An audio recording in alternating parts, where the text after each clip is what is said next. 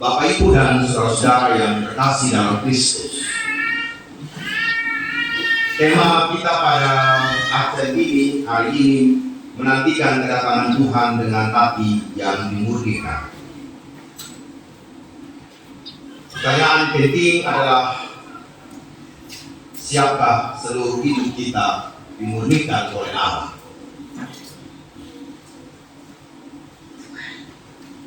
Kitab Maleakhi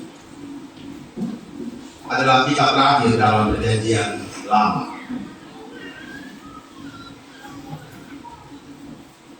Jadi saya mau cerita latar belakang dulu supaya kita memahami.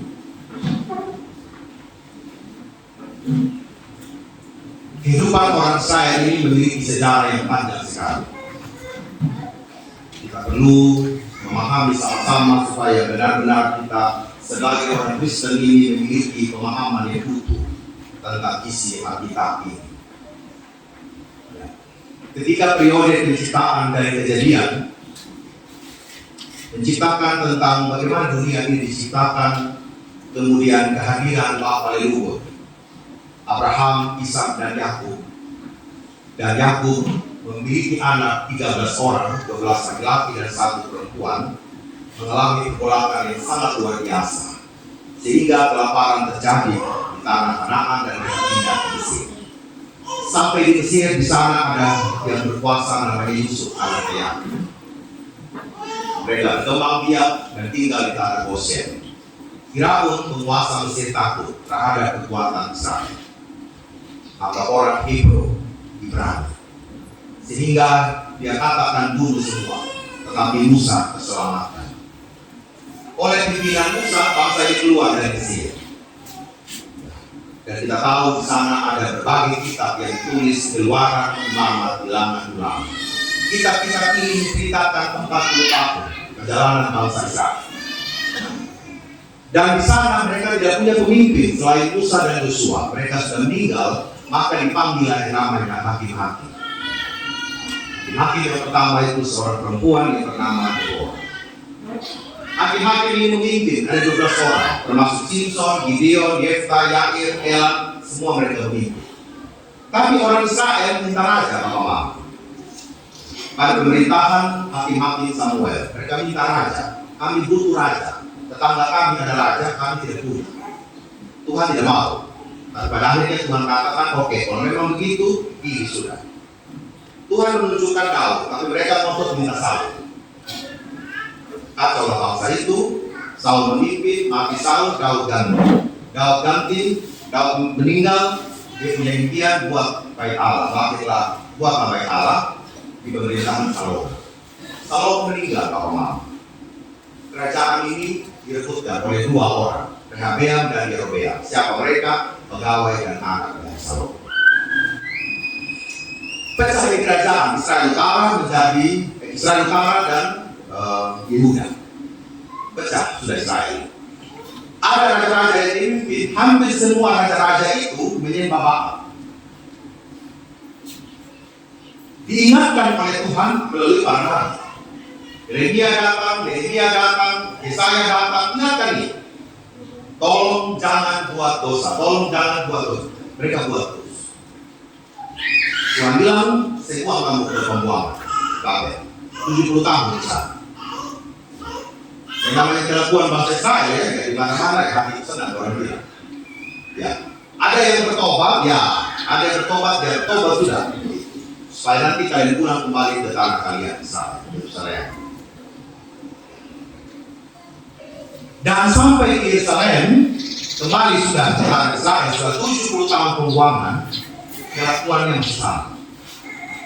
Makanya ada yang kita Maleakhi. Hadapi. Bisa paham Bapak-Bapak? Semoga menolong kita. Memahami kita punya iman Kristen dan kita di kita baca. Dan di Maleakhi inilah terjadi persoalan lagi bagi bangsa Israel. Di pembuangan seharusnya sudah terjadi pemurnian. Tapi ternyata ketika pulang kembali ke tanah Israel, mereka tetap melakukan hal yang sama, Bapak-Bapak. Pertama, masalah ritual. Ritual yang mereka lakukan ini, ritual itu ibadahnya mereka, baik di bait Allah maupun persembahan mereka yang mereka lakukan itu tidak murni juga. Mereka ibadah karena rutinitas, bukan karena sebuah kesadaran bahwa saya sudah diselamatkan oleh Allah dari pembuangan, makanya sekarang saya bersyukur dalam hidup ini. Secara spiritualitas, karakter mereka, mental mereka, psikis mereka juga tidak melaksanakan apa yang Tuhan katakan. Hak anak yatim, para janda, orang-orang yang terpinggirkan tidak diperhatikan lagi oleh mereka. Bahkan karena resesi ekonomi terjadi pasca pembuangan, mereka seenaknya saja menikah. Yang penting dapat uang, saya menikah aja dengan siapa saja. Jadi kehidupan moral orang Israel ini sudah dibuat batas. Bagaimana dengan para Lewi? Para Lewi ini adalah orang-orang yang menjaga iman dari jemaat umat. Jadi mereka yang mempersembahkan kurban, mereka yang melakukan pengakuan dosa di bait Allah, pokoknya mereka itu di bait Allah, di gereja. Ternyata tidak sama. Tidak ada beda dengan kelakuan Tuhan. Persoalan inilah yang membuat Tuhan katakan, lihatlah aku menyuruh utusanku supaya ia mempersiapkan jalan di hadapanku. Dengan menghadap Tuhan yang kamu cari itu akan masuk ke bait. Bagi Tuhan, kehidupan spiritualitas orang-orang Israel bukanlah hal yang main-main. Ini adalah hal serius yang harus kita tangani secara jelas. Bahwa sebagai umat Tuhan, mereka tidak bisa main-main dalam menjalani hidup. Sehingga pesan yang pertama dalam perikop kita hari ini adalah Tuhan sebagai satu-satunya kekuatan yang mampu untuk memurnikan spiritualitas umat. Sekali lagi, Tuhan sebagai satu-satunya kekuatan yang mampu untuk memurnikan spiritualitas umat. Pemurnian akan berlangsung dengan proses yang tidak mudah. Petunjuk hidup baru menyatakan dengan jelas, menderita dalam proses pemurnian. Entah menderita perasaan kita ditegur oleh firman Tuhan, entah menderita dalam menghadapi kehidupan ini yang harus kita taat kepada kekuatan Allah. Yang mungkin kita mau ini hidup, ini kenyataan harus sesuai dengan keinginan kita. Tetapi rasa-rasanya Tuhan bilang tidak selalu dengan keinginan kita. Ketika orang Israel dibuang, bukan dibuang kepada bangsa yang penuh dengan spiritualitas yang baik. Justru umat Israel ini dibuang di dalam bangsa yang tidak mengenal Allah. Saya bisa katakan, bangsa Israel ini dibuang justru di tengah-tengah bangsa yang tidak mengenal Allah. Ya sebenarnya kita kalau kasih murnikan hati, ya pergi ke tempat yang baik, Bapak. Kita cari tempat yang bagus. Kalau anak-anak kita yang super nakal, kita cari dia punya bapak main, dia punya bapak kecil atau bapak besar yang bisa dididik itu sampai anak. Itu keinginan kita di tempat yang baik-baik saja. Tetapi Tuhan meletakkan di pembuangan. Ketika pulang pun ternyata mereka tidak baik-baik saja. Sama seperti penatu, sama seperti tukang emas yang membersihkan emas itu sampai semurni-murni. Emas itu harus dibakar, dibersihkan karatnya sampai menemukan karat yang luar biasa. Dibersihkan kotorannya yang selama ini merajalela memangsa sesamanya yang lebih lemah dari. Bapak Ibu bisa bayangkan bagaimana mentalnya bangsa Israel ini. sesamanya yang lemah juga dia tekan supaya hancur. Hak-hak anak yatim, para janda, orang yang terpinggirkan tidak diberikan. Padahal itu adalah prinsip utama dari bait Allah. Ketika bait Allah itu dibuat Allah, Tuhan mengutus para nabi. Tuhan mengutus utusan dengan tidak main-main. Dia mau agar umatnya itu dimurnikan. Bapak Mama, hati kita bagi hidup ini selalu dimurnikan oleh Tuhan. Cinta kita kepada keluarga kita, apakah kita ada bagi mereka dalam sehat maupun sakit, dalam malam maupun beruntung. Kita mau ada bagi negara kita ini dalam semua kekurangan dan kelebihannya. Kita mau ada bagi gereja kita ini dalam seluruh keberadaan kita. Kita mau peduli kepada orang lain di saat juga kita sebenarnya sedang kekurangan. Tuhan mau murnikan kita.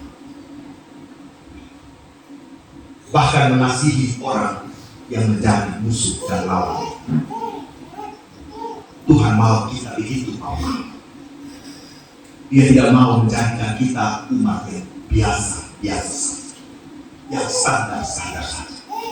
Meskipun kemudian itu menyakitkan, kekuatan Allah bersama kita. Hal yang kedua, pemurnian dilakukan oleh Tuhan bagi para utusannya, para imam, nabi, dan umat Tuhan dalam seluruh aspek kehidupan. Tidak pilih-pilih. Pemurnian itu dimulai dari para pemimpin rohani. Pemurnian itu dimulai dari para pemimpin politik. Pemurnian dimulai dari kepala keluarga. Pemurnian dimulai dari para pemimpin gereja. Apakah benar-benar yang disampaikan itu adalah firman Allah? Ataukah tersembunyi di balik motivasi materi? Di balik motivasi mau dapat untung dalam pelayanan? Tuhan melihat segala sesuatu. Bapak Ibu, dalam sidang raya kemarin ada satu saudara yang tidak hadir. Tuhan, kenapa? Sedang diperiksa oleh KPK. Loh, kenapa gereja diperiksa oleh KPK? Karena dapat aliran dana dari pemerintah. Jangan tanggung Bapak 12M. Jadi Bapak Mama, kita pendeta itu kalau lihat uang ini kan anda juga ya. Bapak juga ambil.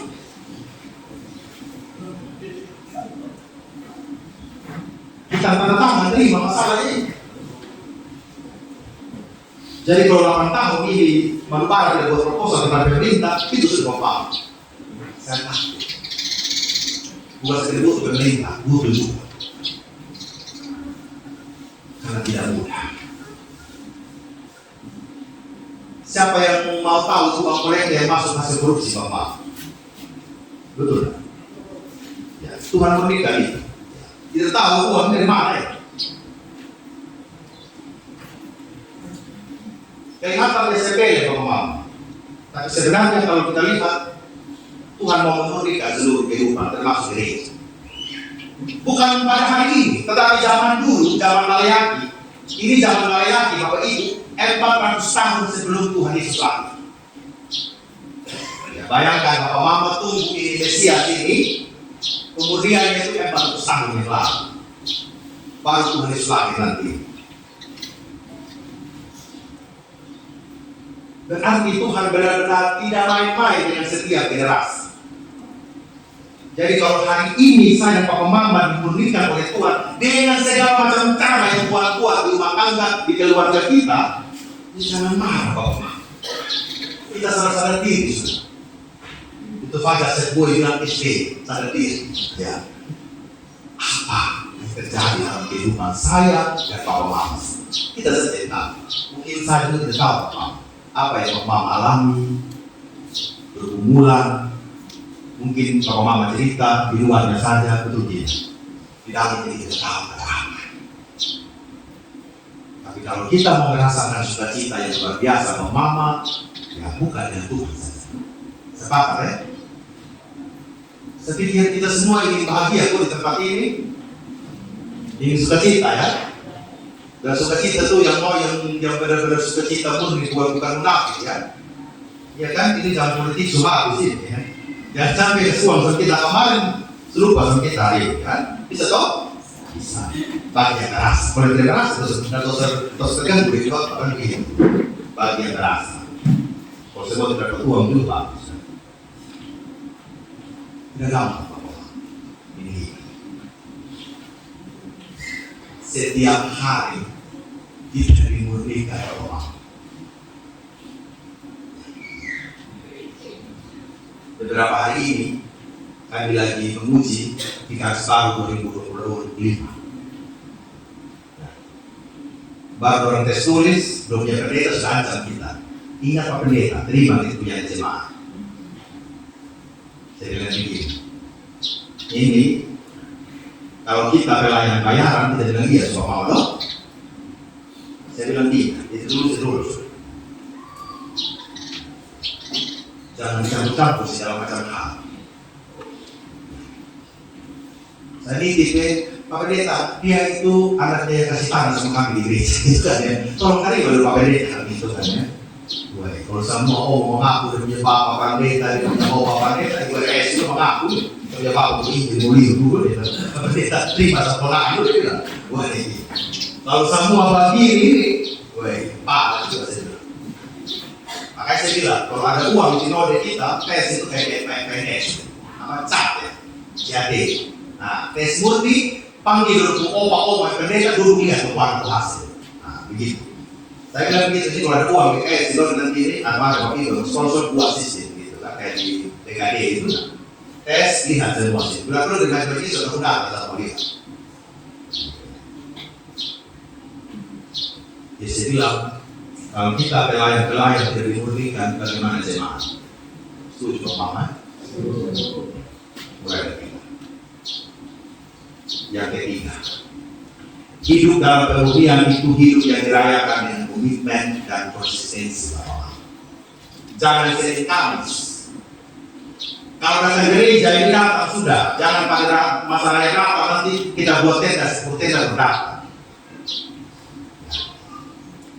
Setiap minggu datang.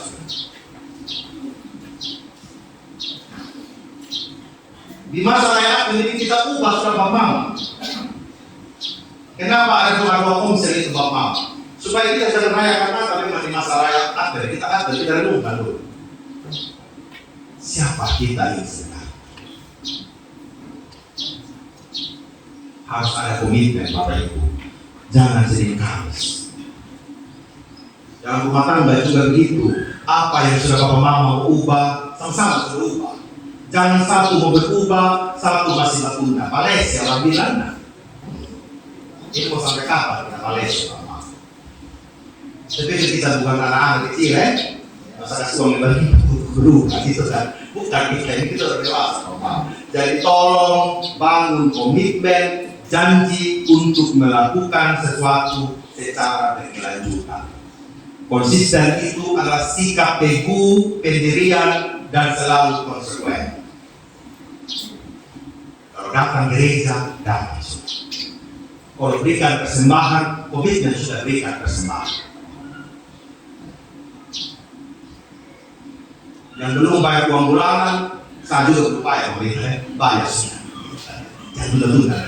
Ya Pak Muhammad, ya tahu Pak pemerintah. Jangan itu dari itu. Jadi untuk ngomong, Pak Pendeta ngomong uang jalan terus, tidak itu Bapak. Pasti kan bisa. Yang kedua kasih bimbir, gitu kan. Dapat proyek ratusan juta, kasih dari gereja 100.000 untuk Mama, gitu kan. Kecil sebenarnya, tapi kita kan tidak komitmen, tidak konsisten. Sebentar ini kita mau Natal dengan para lansia kita tanggal 4 dan 8. Ya, Kita kumpul sudah dekat kita tahu makan siang. Kalau tahun lalu kita kasih satu menjadi satu, tahun ini kita kasih dua. Kalau rinso tahun lalu kita beli harga 10.000, tahun ini kita beli 10.000. Kan kita nanti hemat, toh. Daripada yang judi-judi ini pasang deposito sana di bank, ya kan? Yang judi-judi berhenti sebab apa? Ada untuk memang. Ya, sanksinya memang. Kita ubah sudah. Karena Tuhan yang murni hati kita hati. Minggu depan, saudara kita ada 5-6 pasal pada minggu ini yang akan diberkati pernikahan mereka. Terima kasih. Kami harap masih ada 10 pasal lain yang bernikah. Tolong, jangan sampai saya duluan. Jadi tahu, atau supaya idenya bagus, kita sama-sama. Ya kan ya, sama-sama kita sebuah pasal. Gitu kan ya. Kalau memilih itu maju. Ya, Om Andi mau maju Om Andi. Om Niko mau maju Om Niko. Kita buat rekor 20 pasang janda sudah menikah. Kita buat di koran Kompas. Kompas dah setiga kali itu Kompas itu pemikiran sudah pasang kamu dari bawah. RS mau maju RS gitu kan. MC sudah ada semua kita rekam. Jadi yang belum membawa nikah di hadapan Tuhan, siapkan hati. Yang belum membaptiskan anak, tahu sudah angkat. Dia tidak tahu apakah sebenarnya Tuhan sedang memurnikan kita ini. Agar benar-benar apa yang menjadi tanggung jawab iman kita ini benar-benar selesai di hadapan Tuhan. Itu yang paling penting. Tuhan memberkati kita semua. Selamat merenungkan masalah Advent. Tuhan yang memurnikan hatinya saya dan pemahaman semua. Amin.